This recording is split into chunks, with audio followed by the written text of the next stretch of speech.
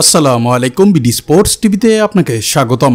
Match জিতলেই super 8-এ চলে আসবে কাছে বাংলাদেশ। নেদারল্যান্ড এই দুই দলের জন্য সমীকরণটাও এক। তাই তো ব্যাটিং করতে নেমে উড়ন্ত সূচনা। সাকিব রিয়াদের ব্যাটিং তাণ্ডবে 5 উইকেট হারিয়ে 159 রান সংগ্রহ বাংলাদেশের।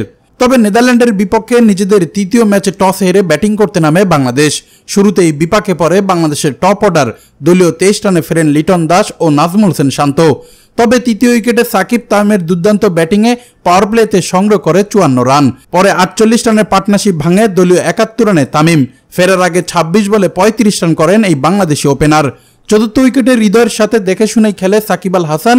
দল যখন খাদের কিনারে তখন ভরসার আরেক নাম যেন সাকিব, সেটাই আজ 4 ছক্কায় মনে করাচ্ছিল।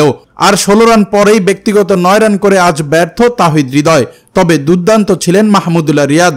সাকিবের কাঁধে রান ভরসা করে 14 ওভারে দলীয় 102 রান সংগ্রহ টাইগারদের। শেষ 6 ওভারে সংগ্রহ করেছে 57 রান।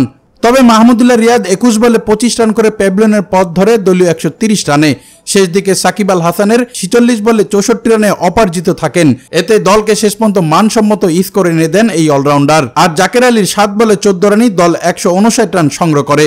নেদারল্যান্ডসকে জিততে হলে 160 রান করতে হবে। ইতিমধ্যে ব্যাটিং করছে দলটি।